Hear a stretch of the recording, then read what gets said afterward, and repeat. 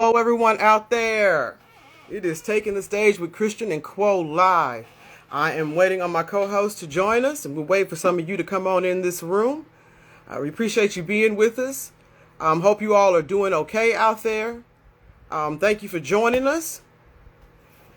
As we do when we've started to do when we do lives, we're going to do a check-in here in a second. Oh, I see my boy Zach Hest is on here. Hello.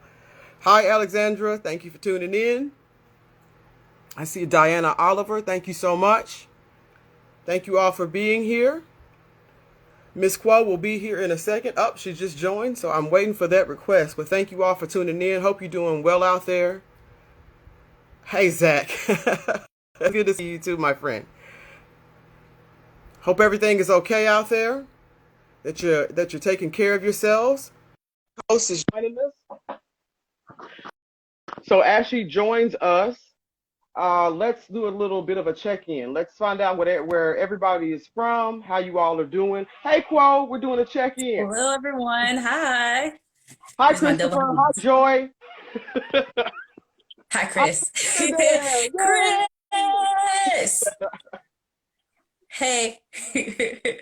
Crew from the education team on here. Yes, I love it. Hello, everyone. Thank you all so much for joining us. Yeah, we're checking in.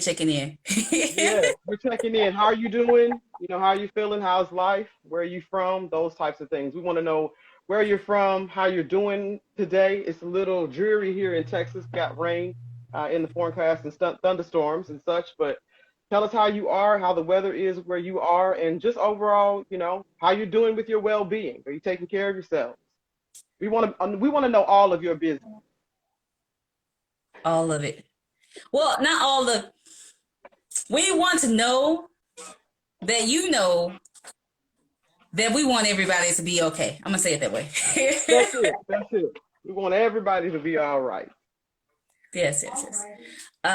So thank you for those who've joined.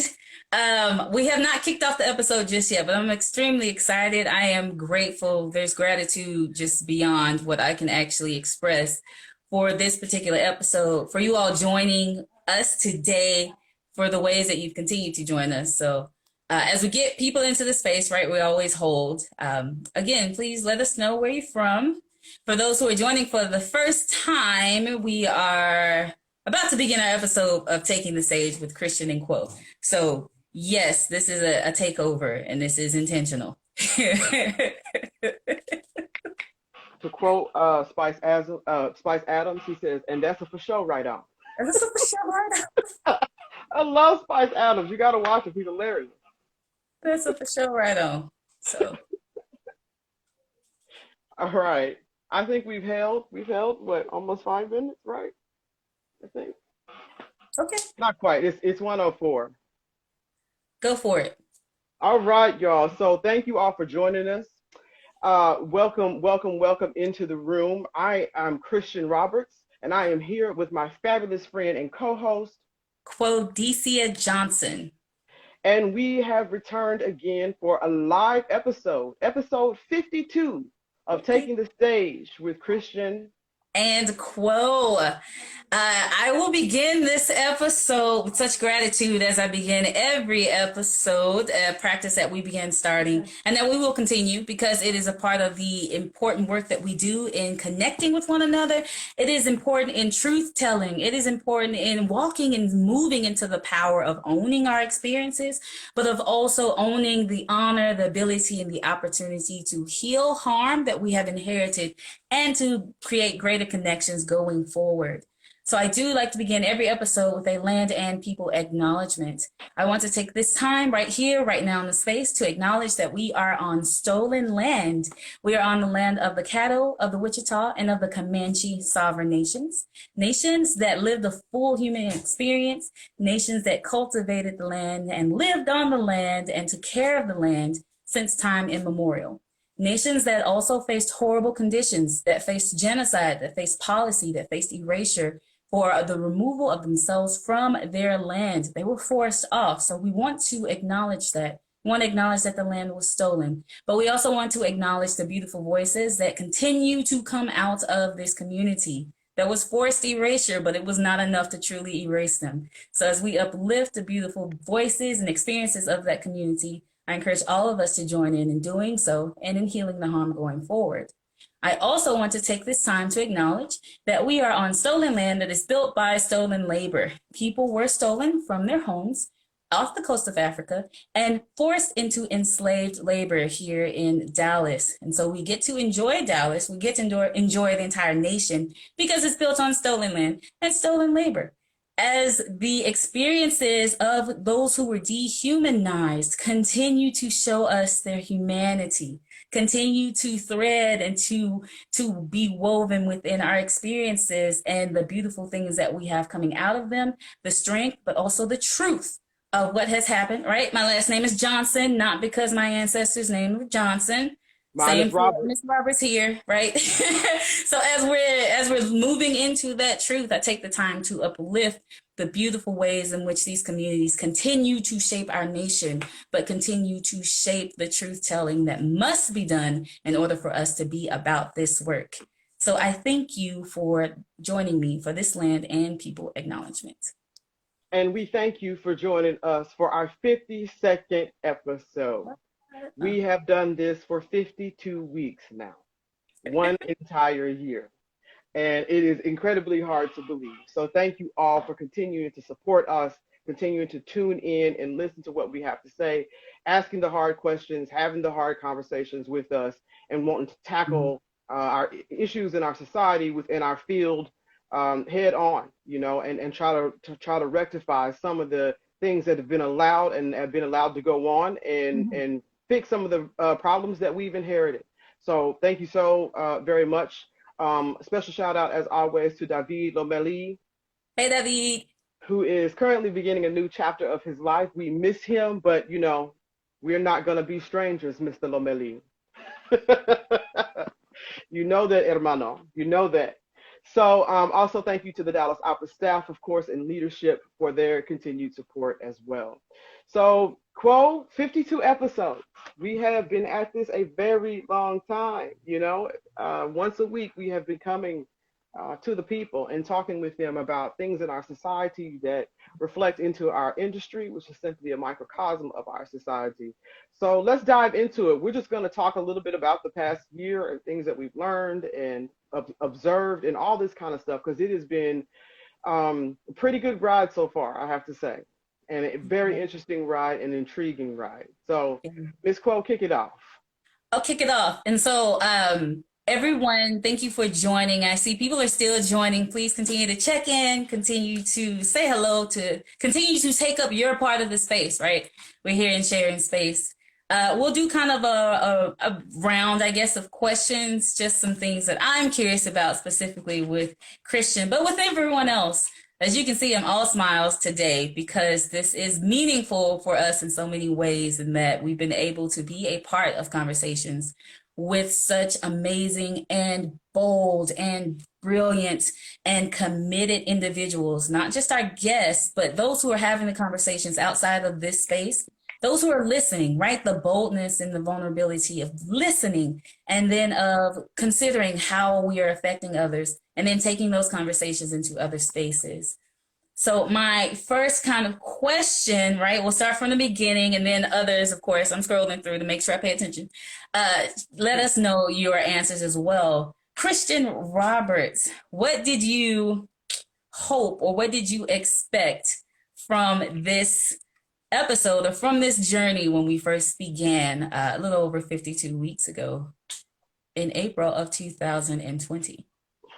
Well, my hope was that we could be a resource, that this show would be a resource for people trying to tackle issues that they may not realize are in the arts, but also for people who are outside of the arts to get to know us as human beings. You know, we work for organizations, but we're people working for organizations. So it was my hope that they would get to know us as real people, who talk about real things that affect us in our real lives, and everybody else, that the few people on the call that have jumped on right now, I know they can relate to this. But also, just speaking the truth in grace and love, but also firmly about issues that we needed to tackle in our society that, of course, show up in our workspaces, in our rehearsal rooms and such. So it was that for me. It was just trying to test the waters to see if what was going on. But the biggest thing I wanted this to be was a resource that the community could come tap into if they needed answers to questions. And because of the guest lineup that you put together, there are so many people that can offer so many different perspectives from so many different fields of study, not just in the arts, but also in education, in racial healing work, in reconciliation work, all this kind of stuff, social justice, and how it all ties back into opera. Because the question always gets asked, what does this have to do with opera? And I told Quo 2 years ago that I knew I was going to have to do like a long dissertation and presentation to talk about opera history and tie it into the history of this country and why they relate. And just also the thought that the art is separate from the things that happen in society. That's not the case, because people are in society and people are in art. The art itself doesn't cause problems, but the people who put the art together can. And it was also another way for us to talk about mistakes we made, be real about them, and then talk about ways to fix them. So it felt like it was a responsibility once we got into it, and I saw people were like clapping and saying, y'all better say that, and all these different things. That was validation that people were waiting for somebody to say this stuff out loud on a platform. And I have to give it to Dallas Opera for allowing us to be able to do this and encouraging us to come on here and speak the truth. Even though it might not settle well and it might not land well in certain parts of the industry, but that's to be expected when you're trying to right the wrongs of the past. So, and of current of the present, and trying to make sure that you pave a way for the better future. Yeah. So I know that was a really long-winded answer, but same question to you. What were you expecting when we first started this thing? I was expecting to create a space of truth, to create a space of grace.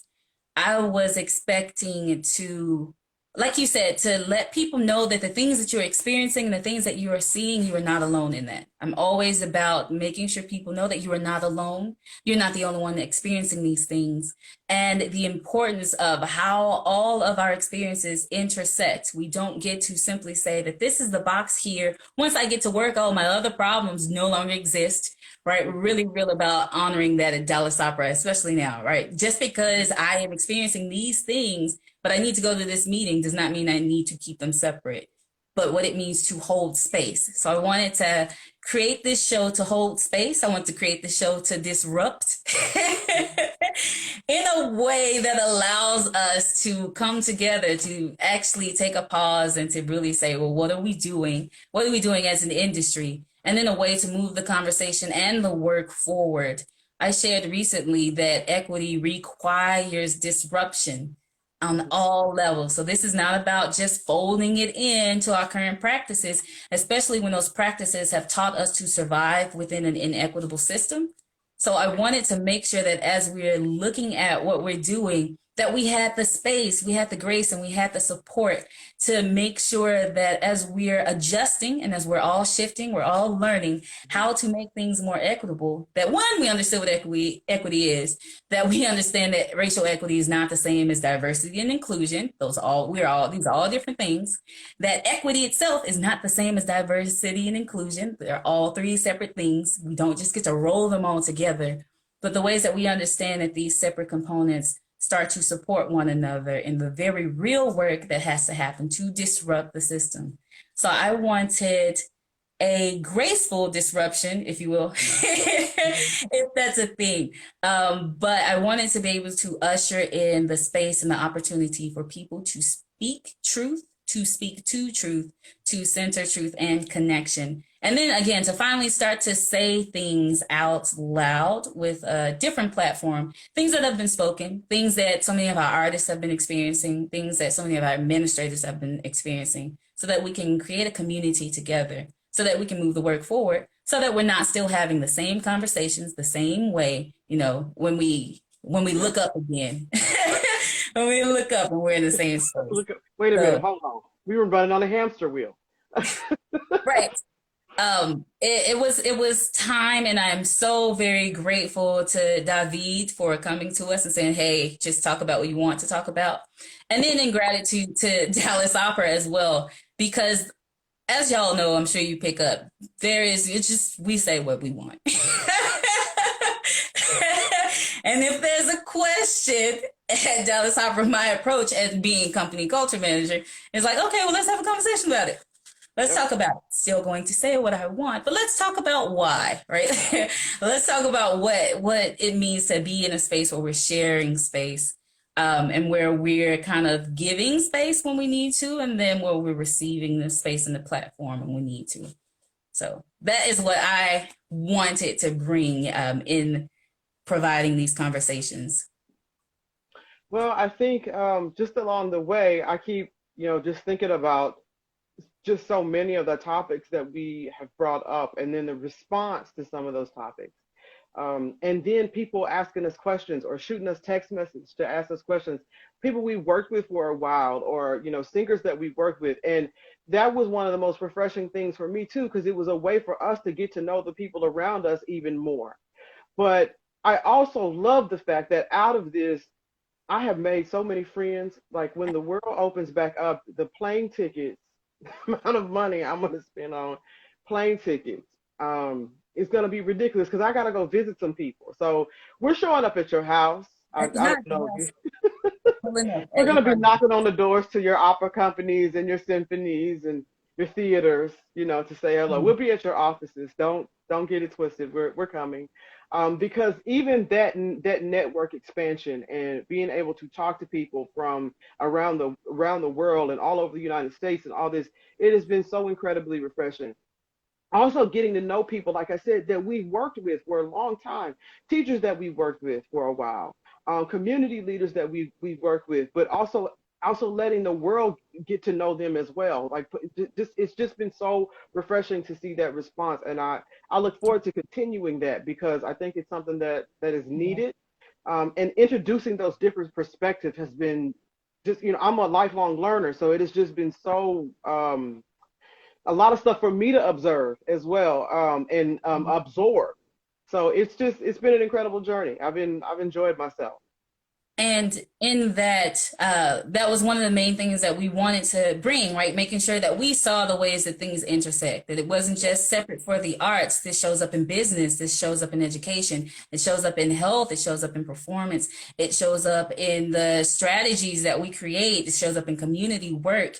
The arts are not exempt, but the arts also do not happen in a vacuum. And so because we have these continuous flows of how do we make this work better for everyone, it provided an opportunity for us to start to pull in some amazing guests. I'm going to fangirl over all my guests right now. Some amazing guests. I saw Angel Blue join. She has no idea how much I fangirl over her. I try to tell her. And I try to keep it to a minimum. But the opportunity to bring the humanity of what we do back to the forefront of opera. This is what this is about. Those real conversations, those vulnerable moments, those conversations and those questions that force us to examine ourselves, to examine our organizations, to examine our practices, with the understanding that we can let go of the things that no longer serve us. Yes. With the bold ownership that we can let go of the things that no longer serve us, and that we can move forward together in community. Not that it's going to be easy, but man, it is worth it, right? Yeah. These episodes have not been easy. Conversations have not been easy, but they are definitely worth it. I will say this, you saying that it's needed, and just the approach. I think about just the amount of comments and the amount of feedback and the amount of people, wanting to connect in some sort of way has just been so incredible. And the thing is, what it also made me realize, and it's something that I've always said about opera, Opera is I met the world. I traveled all over the world before I actually traveled all over the world because of opera. I was meeting artists and conductors and stage directors and stuff from all over the world, literally from Poland, from China, from Italy, from France, everywhere before I even set foot off the United set foot outside of the States. And that's the thing for me. I was able to travel without traveling by getting to know these people and talking to them about their cultures and the ways they grew up. And yes, we were making music together, but we also have the ability to talk as human beings. And to me, having a platform like this has even opened up that world even more, because thanks to technology, people that we wouldn't have probably been able to talk to during a busy opera season or something like that, we've had conversation in groups and alliances and all these different things that have come out of talking about these issues and talking about the things that we need to get rid of as an industry and the things that we can do better as an industry, and basically having what's the old preachers call an amen chorus where they back you. So it's just been refreshing to have that. It's one of those things where I said, and the other thing that has been interesting about this is to watch the creativity that I think sometimes gets stifled in the industry just because of tradition or something. But to watch the creativity that has come out of this, and people all of a sudden remembering, hey, we might be arts administrators, but we're artists. We can think our way creatively out of this pandemic. We can think our way creatively in ways to address this racial injustice and these disparities. Like we see people using that skill set that we have as artists and really diving into that creativity, and that has been so cool to watch. Some people are further into that than others, but the fact that people are starting to remember. So even while the pandemic was hard, but I mean, I think about what David did with TDO Network. That what comes out of that, with that creativity that comes out of that. And just some of the programming I've seen that other companies have done and symphonies have done during this to stay afloat, including TDO. It has been amazing, and we have stretched ourselves as an industry. And I pray God that we don't go back, because that was the other point of this show, to talk about ways we could also, what do we do? Okay, we know what things were like pre-pandemic. We know what they're like during the pandemic. What's going to happen when we start clearing this thing? Right. Start clearing this pandemic. Are we gonna go back to the same old, same old? No. And that's the point of the show, right? There is no going back. We do see some organizations, which is natural, right? As you reset those muscles, you have to learn and continue to learn. And then unlearn, and then continue to learn, and then fail, and then continue to learn, and then unlearn, and then you succeed. It's a whole cycle, and it's beautiful. But as we see these things, the point of having these conversations is to create a community, that says no more, that says that was never okay, or a community that says, oh, I used to do that as well.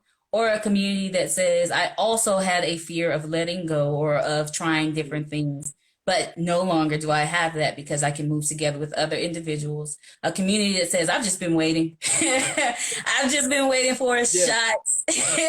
I'm going to shoot my shot. I've just been waiting for a shot. Or a community that says, I don't want to just say better, but I want to do more. I want to connect more. I want to be able to allow people to see the beautiful things that come out of this art form without using the art form as an excuse to harm others, to harm communities, to dismiss lived experiences, to brush over historical context, or to ignore the fact that when we are suffering, and to ignore the fact that we are all missing something because of this system, right? The system is not for any of us, none of us. And so in creating the community, it was my hope that we have created the community in that way. And one of the most beautiful things I recall coming out of so many of the amazing conversations that we've had is the fact and understanding that opera, being the plural of opus, right, being many works, has the opportunity, it has the space, it's a huge art form. It can fit so many more stories, right? It can be the opera or the plural many works of many people, of many lived experiences, of many cultures, of many voices. And so the ways in which we all move together to get this art form to look the way it says it is supposed to look, Yes. to be what it says it is supposed to be by its very definition, Yes. and the ways that we come together to create multiple works. So I am ever grateful, as I've already said, for the opportunity to be able to be a part of those conversations. But then, and also looking ahead, what other conversations remain, Yes. what other things or what additional things, and how we build on this in actual conversation, in the actual dialogue, how we start to build upon the things that we've learned together, to build upon the things that have been shared and that have been stated, and what comes for the next year of taking the stage with Kristian and Quo, as well as returning guests and new guests, and the movements that have come out of not just the pandemic, but the culmination of people being ready, being beyond ready, ready a long time ago to make some change. So, no, I would say I have to agree, because there was a lot of stuff that was left unsaid for, fear of losing work, fear of being ostracized. And I know there are artists on this call that would agree with me. I definitely agree with me on this. Just all of these things, but I've seen the artists become more bold in as well in how they demand to be treated. We're not talking about diva attitudes and throwing right. hands. Now, We're talking about as having this. human We're beings. talking about human beings being treated as human beings, being given a fair shake. All of these different things, and being honest and upfront and vulnerable about their experiences. And I hope that we as an industry, that we are listening. And I believe that we are, but I hope we continue to listen, because this thing is going to continue to evolve, and it's going to look and feel different. And we have to get used to the idea that we are trying to build a world that we've not seen before.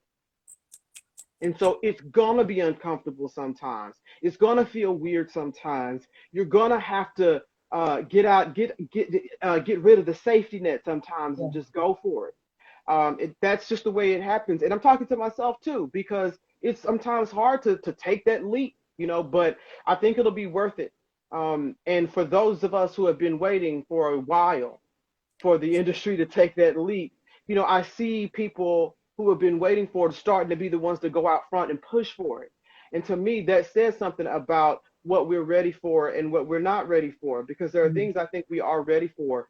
There just has to be a change in attitude, and it's really hard to imagine something that you've not seen before, particularly when you're used to the systemic and systematic issues and problems or whatever or traditions, if you will, that are always that seem to be the default, and that's in our business practices and in our rehearsal practices and all these different things. Well, we found out in this pandemic that there are a lot of things that we can do differently, and there are a lot of things that we don't have to do necessarily from an office and all these things. And then we found out there were things that we needed to do from an office and needed to do in conference rooms and collaborating with each other, because it's a very much a collaborative art form.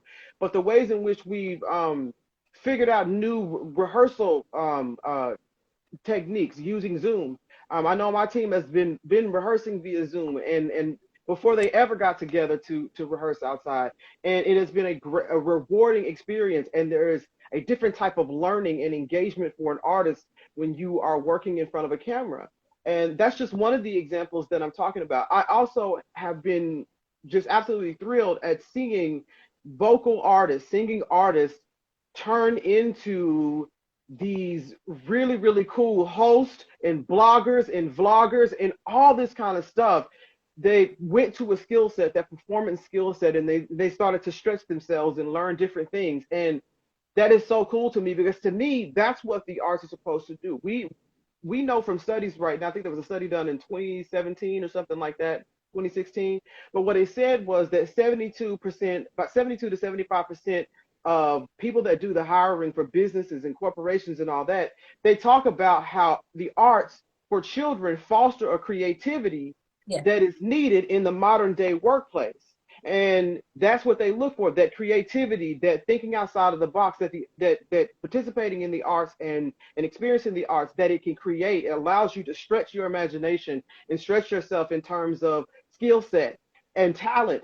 That's what the so even if you're not going into music, when we talk about that, going into going into a classroom and having these different type of things with students and programs and all this kind of stuff that we work on so hard as opera companies, trying to provide programs and stuff to our communities and to our schools, understand that that has real implication for the future, because the folks who are doing the hiring are looking for that. They're looking for people who have the skill set that the arts can create and that participating in the arts can create. Because the bottom line is right now we're preparing kids for jobs and careers that don't have a blueprint yet.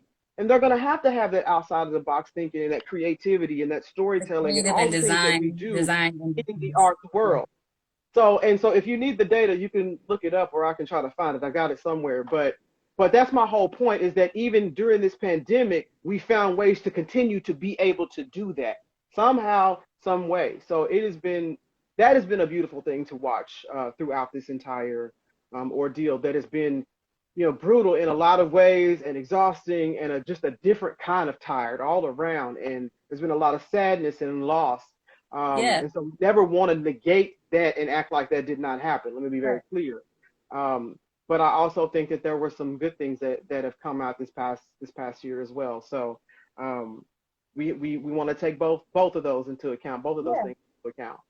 It's a part of the full lived experience. It's a part of the shared experience. It's a part of the unique experiences that we've had in our different communities, even the way in which my family was impacted by the pandemic, or the ways in which our fellow Texans were impacted by what we call the freeze, the snowpocalypse. COVID. Snow, right? Just the ways in which all of our experiences contribute to how we're moving in this world together, but also how we're moving in this art form and in this industry together, and the very important ways that we understand and that we commit to making sure that we don't go back. We should not go back to an industry where artists are being silenced, where they're being mistreated. We should not go back to it. Who wants to do that? Why would you do that? Don't do that. We should not go back to an industry where communities are being silenced, or they're being used, they're being abused, they're being harmed and mistreated because or deliberately left out and ignored. Deliberately left out, ignored, silenced, because we would rather keep what we are familiar with, even if it is poisonous, then start to create something different, then start to break through those walls, to start to break down some of those barriers that have been in place that we've inherited, and some that we are intentionally upholding. There is a difference, and there is accountability to be had on all ends. So my hope is that in these conversations, we start to bring meaningful conversations about the intersections of all these things, but then that we start to move toward action, that we provide practical tips, practical tools. We start this episode with the land and people acknowledgement. Begin your introductions with the land and people acknowledgement. And that starts to open up the space so that we get into what we call holistic identity and holistic celebration, where you learn that, yes, this person is this position at this organization, but this person is also a painter. This person is also a father. This person is also a runner, like all these beautiful things. This person is a climber, shout out. Shout out. And the different ways that everything that we do, we bring all those things to our work. We bring all those things to this beautiful art form. So no longer should we be in spaces where we are silencing the rest of who we are just to uphold what we believe opera should be, when all of our communities are telling us that they need more. We can give more. We can give more. We can do more. And we have to do it together. That's the only way it gets done. So my hope is that as we move forward together, and as we continue to provide conversations, that they are meaningful, that our guests continue to shine brightly, because they're all amazing. It's been an honor to be able just to host conversations You said that we're creating a world that we have yet to see, and I credit my brother Jerry Hawkins in that. He was the first person of Dallas Truth, Racial Healing, and Transformation, first person to kind of hit me up on the game in that. And that as we're doing this work, as we are questioning, as we are looking at the complete narrative, as we are practicing truth telling, as we are honoring our humanity, we often find ourselves in spaces that deny us our humanity, because that's what this system does. Not just the system of race, but just the system of false hierarchies, the system of diminishing who we are when we come into the space, with the exception of some, but it still affects all of us in the end. So as we're looking at what it means to move forward and what it means to make a difference through the arts, what it means to make a difference in opera and through opera, it is my hope that we continue to move forward boldly, that we continue to disrupt because it is necessary, but that we continue to connect and that we continue to create together. That's what I'm excited about. That's what I'm grateful for, and the things that I've already seen. Of course, as people reach out to us and have conversations with us, starting to look at the cross sections, if you will, between some of what the others in the industry are doing and how we come together in a movement for all of this work. So yeah, and so it's been a ride, and I have to tell you, even today, just doing this particular show, no, there was an excitement because it was like, wow, we've done a lot in a year. Like, we have literally had an episode every week except for the freeze, and even then, Quo put something together so that there would be content up and ready to go, because we truly mean it when we say we wanted this to be a resource center and a tool for learning and getting different perspectives.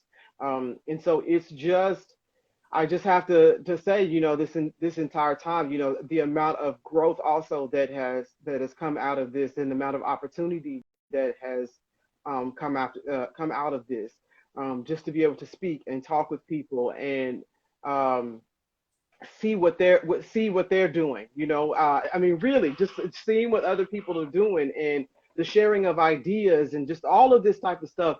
It's been really invigorating.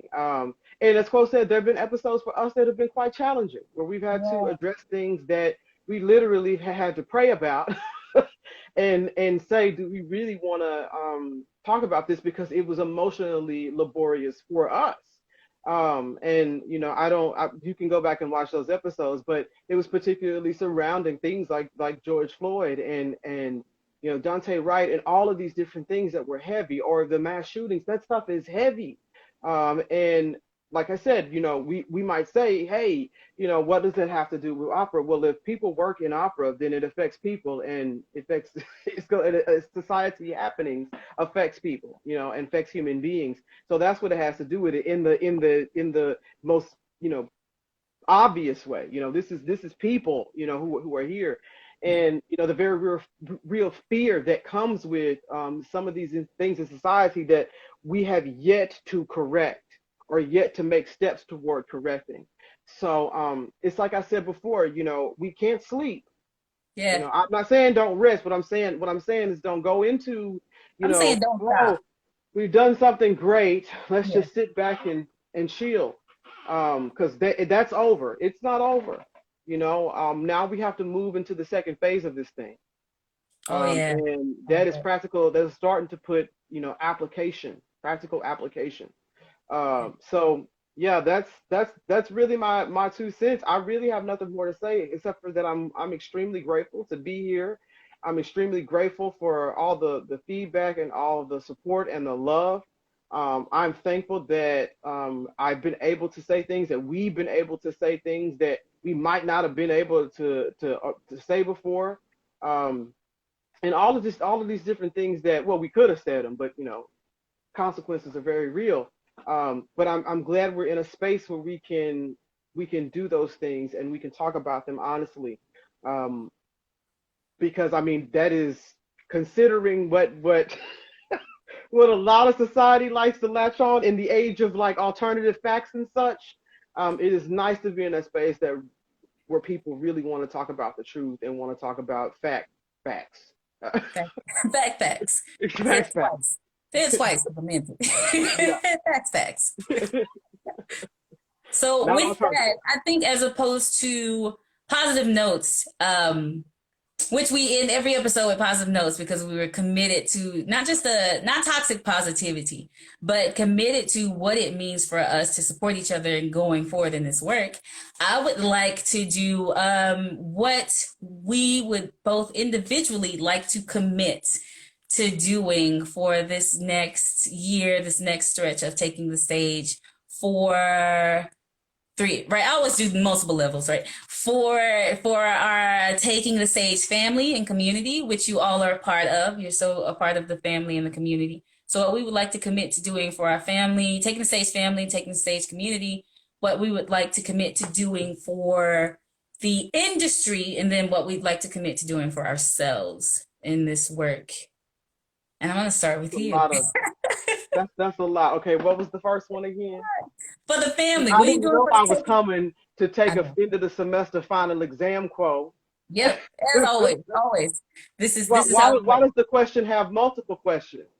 Because things have multiple layers. What do you want to do for the have layers, Quo? Onions have layers.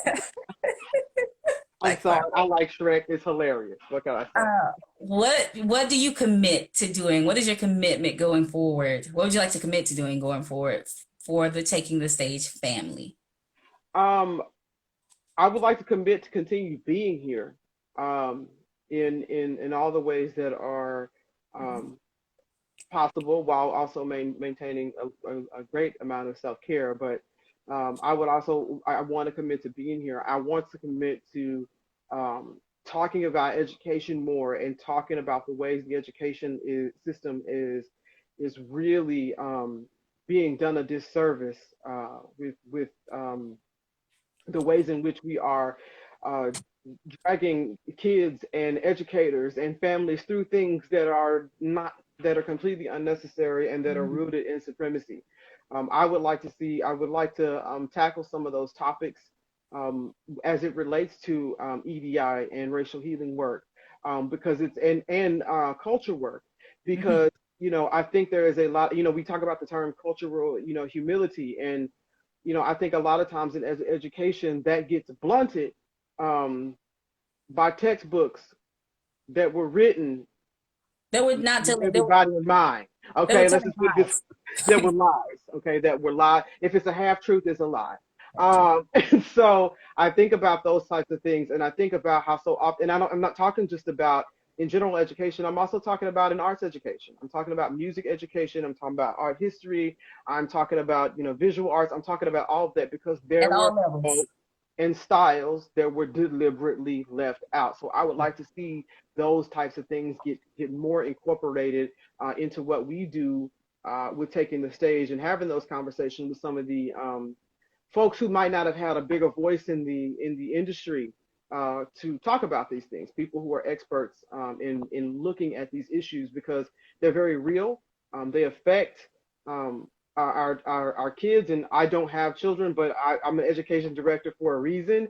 It's because that I love to learn and I like working with kids, and I've got nieces and nephews that I'd like to leave a better world for, particularly in the realm of their education and their well-being overall as little human beings, and a lot of them are grown now, human beings. So that's where I am. That's what I would like to see more of when we talk about education. I'm talking about primary and secondary and into the college and graduate level. We need to have a conversation about higher education as well. If I knew your answer was going to be so long, I would not have given you a multi-pronged question. It was a good answer. But you asked me, and you know how I feel about learning, and it's very real. Like, there are a lot of things that can be cut off at the pass if they're learned properly in the formative years. And our society has not been so good at that. So it's time. So the next part is, what do you commit to doing for the industry, for the art form or the arts industry? The same, yeah. The same commitment to the community, commitment to getting the art form into the community, but not necessarily and educating the community, but not in the traditional ways that it is done. It is, I know it's a different, it might seem like a different approach, but my commitment is to continue to saying, what do you need? And then going back to the table and seeing what I can do to help meet that need. And that's, that's through opera, and that's through anything that I would do in my own personal life. I would like to commit to continuing to be community minded and thinking about the needs of the community. And that includes the education system. I think education and community engagement in our industry really has to take a hard look at itself, as to how we are engaging with our communities. Because the ways in which we've been doing them need some improvement. And that's me saying are not efficient. They are not efficient, and yes, the impact can be harmful. And the impact, that's where I'm headed. And so you can do more damage sometimes with the best of intentions. So I think we need to have a real conversation about how that ties into the EDI and the racial healing work, and addressing things like misogyny and sexism and all these different things. So absolutely, yes. That's what I would like to do for the industry. Last part of the question, you touched on it. You said you practice more self-care. What do you commit to doing for yourself? And as I'm asking Kristian these questions, of course, I encourage us all to ask that of ourselves as well, right? What we do for community, what we do for the industry, and of course, what will we do for ourselves? Radical rest. Ha. I don't remember the first person. I think it was Teresa Coleman Walsh that was the first one I heard say that radical rest. Rest in our society in general. You have the people that are always on the grind and no sleep gang. I'm not in that gang. Okay. I don't know what that is. No sleep. I want to take a nap. I want to be on the beach camping. I want to go fishing. I want to rest. And I would encourage everybody to look at doing the same. Rest is radical in our society because people are literally saying, being on your hustle, getting on the grind. I mean, all these different things. And anytime we have a little bit of time in the day, we fill it in with something else. No more of that. No more of that, because if you're run down, you can't do anything else. So yeah, me personally, committed to taking naps. Radical rest, radical self-care, and making sure that I'm taking care of my health, and making sure that I'm taking care of my family, because that's also part of my self-care. I want to know that my parents are okay, and that my siblings and my nephews and nieces are okay. That's that I commit to spending more time with them and that helps me. And I don't feel right when I don't get to do that, And of course, church is very much in that realm too, because my church family is my family as well. Nice. So Quo, since you done got me same questions. Same questions. So my commitment to my Taking the Stage family, my Taking the Stage community, is to do all I can and to have it ever present before me, to express my gratitude for, again, the bold vulnerability of what it takes to be a part of these conversations, to continue to bring conversations that are meaningful, but conversations that, of course, always uplifting, but conversations that truly allow us to dig deep, to get the real work done, not about coddling. People know I'm not here for coddling emotions, but I am here for letting us all know that we don't have to carry weight unnecessarily. That is okay for us to put it down. So I am here and committing going forward to making sure that we as a Taking the Stage family continue to be a family, that we continue to have meaningful conversations, that the guests that we bring are able to speak their truth, to speak to the truth, and then to create new truths in what we're doing together. As well as I am committing to listening. So of course, please let me know what things you want to tackle, what things you want to talk about, and then who we should talk to and what that means. Because as we share space, the beautiful thing is that the space expands. We don't need to try to force everybody into a smaller circle. We expand the circle. We get rid of the walls. We create an ecosystem. So that is my commitment for Taking the Stage, to be here, to provide opportunities for us to truly connect, to provide support, to provide a way for us to uplift our voices, and then for a way for us to see and know that we're not alone in this work, we're not alone in our experiences, nor are we alone in the ways in which we will continue to push and move forward so that our art form is all the better for it.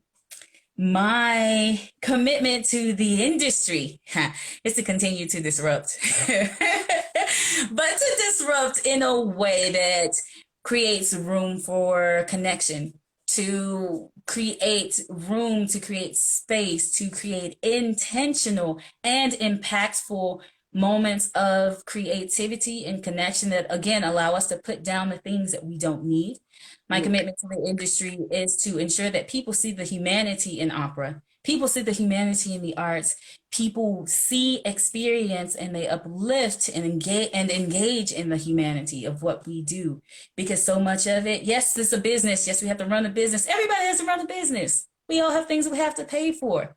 We don't have to destroy people on the way to paying for things. Come on. Make excuses about that. We all have things we have to do. But we want to make sure that as an industry, our employees are safe and in safe environments. And that includes what that means in different aspects of the industry. So this is different departments. My commitment is to get to every single department, what it means to be with artistic, what it means to be with fundraising and development, what it means in education, what it means in the general director's office, what does it mean in finance, all of these things so that we see how these things, right? The board. Of course, marketing, as we're looking at all the things that we do to come together, my commitment to the industry is to present a path and a push, a gentle nudge, a disruption, so that we create the culture that we want, that we create the culture that we need, and that we break down the walls that prevent this art form from being as big and as massive and as meaningful as we know it can be. That's my commitment to the industry going forward. My commitment to myself is to continue to be bold, to rest. I also need to rest. I'm one of those people who's constantly going because my mind, Kristian coined it. She calls it too muchery. I do too muchery. And I saw Stephanie Tovar. We both do too muchery. Hey, Steph. Both of you. Both of you. But to rest, and then to continue to be bold in the things that I approach. I know that Latina women in opera, they were speaking about kind of the imposter syndrome and that how it's nonsense but the ways in which being in spaces where you're the only voice creates a certain type of impact, regardless of the intentions of those in the space. So my commitment to myself is to continue to know that I know that I know the thoughts that God has for me, and that I continue to move forward in a way that centers truth, that centers connection, and that centers the world that we have yet to see, but that we know it's worth it because we've been able to experience glimpses of it. So that's my commitment to Taking the Stage family. Hearts to all of you, to the industry, to the arts and culture industry as well, and then to myself. Cool, very cool. Well, folks, that's our show for today. You know, we thank you so much. I cannot tell you the gratitude that I have for you all. Thank you so much for continuously supporting us. Thank you so much for tuning in. Thank you so much for asking questions. Thank you so much for speaking out. Thank you so much for every nice note, every text message, every question, everything that you do. That is very helpful, and it helps us to know that people are out there listening and that this is needed. And I also want you to know that you are needed. I say to the artists all the time, you are needed. Yes. I know this pandemic was a blow, but artists, arts administrators, we are needed, and we're needed now. You are needed. Just yes, you and your needed. Self, your spirit is needed in this. Yes, you are needed. You are needed as a human. People want to see you. And so that bubble that opera is in, let's tear down those walls and let people see who we are and tell the story of what we do better. So thank you all so much. Thank you for everything that you've done. I cannot emphasize it enough. It's been an absolute pleasure, and I look forward to the next stage of this thing. Stage. It's a takeover, and the takeover continues. Yes, So, indeed. also expressing my gratitude. Thank you all for showing up every time and for continuing to be a part of the conversation, but continuing to be a part of the work. This is the work, y'all, and we're doing it, and we're all doing it marvelously. And I know that we can continue to do that. So, be well. May I always say end with blessings, right? Be well. May Yeah. the rest of your weeks bring meaningful moments, but then may the rest of the conversations that we bring forth and that you bring forth in your own power, may they be meaningful for yourself and for your communities. May they be uplifting. May you be celebrated in what you do. And as always, as we say, right, you do not have to do it alone. We are all in this together. So I'm looking forward to continuing to move forward together. All right, folks. Take care of yourselves. Take care of each other, and we'll see you next time. Peace. 52. 52. Okay, bye, y'all, for real.